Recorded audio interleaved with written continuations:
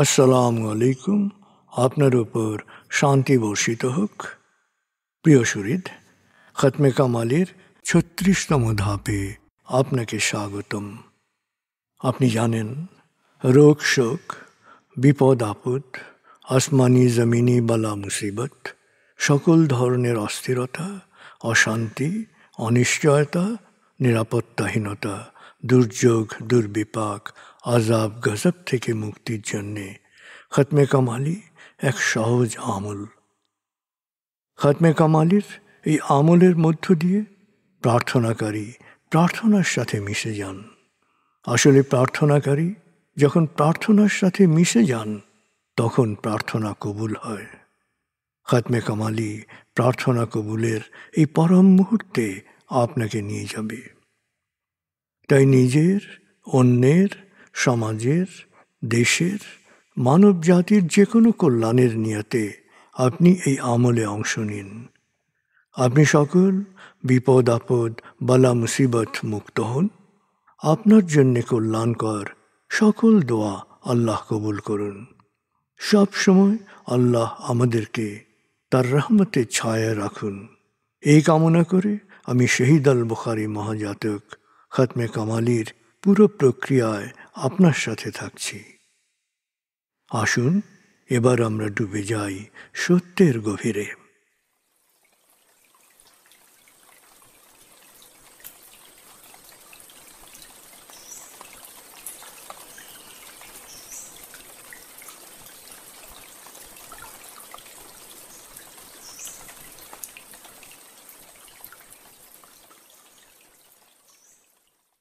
হে আল্লাহ, বিতাড়িত শয়তান থেকে আমি তোমার আশ্রয় প্রার্থনা করছি। দয়াময় মেহেরবান আল্লাহর নামে। আয়াতুল মুলক। হে আল্লাহ, সকল ক্ষমতার মালিক, তুমি যাকে ইচ্ছা ক্ষমতা দান করো, যাকে ইচ্ছা ক্ষমতাচ্যুত করো, যাকে ইচ্ছা সম্মানিত করো, যাকে ইচ্ছা অপমানিত করো। তুমি সর্বশক্তিমান, সকল কল্যাণ ও মঙ্গলের আধার। তুমি দিনকে ছোট করে বড় করো রাত, আবার রাতকে ছোট করে বড় করো দিন। তুমি প্রাণহীনে দাও প্রাণ, আর প্রাণবন্তকে করো প্রাণহীন। তুমি যাকে চাও বেহিসাব রিজিক দান করো। সূরা আলে ইমরান আয়াত ২৬-২৭। আয়াতুল কুরসি। আল্লাহ ছাড়া কোনো উপাস্য নেই। তিনি শাশ্বত, চিরঞ্জীব, বিশ্ব প্রকৃতির সর্বসত্তার ধারক। তিনি তন্দ্রা নিদ্রাহীন, সদা সজাগ, মহাকাশ ও পৃথিবীর সব কিছুর মালিক। তার সদয় অনুমতি ছাড়া তার কাছে সুপারিশ করার সাধ্য কারো নেই। দৃশ্যমান বা দৃশ্য, অতীত বা ভবিষ্যৎ, সৃষ্টির সব কিছুই তিনি জানেন। তিনি যতটুকু জানাবেন, এর বাইরে তার জ্ঞানের সীমানা সম্পর্কে ধারণা করা কারো পক্ষেই সম্ভব নয়। তার আসন, তার কর্তৃত্ব পৃথিবী ও নভমণ্ডলের সর্বত্র বিস্তৃত, আর তার সংরক্ষণে তিনি অক্লান্ত। তিনি সর্বোচ্চ, সুমহান। সূরা বাকারা আয়াত ২৫৫।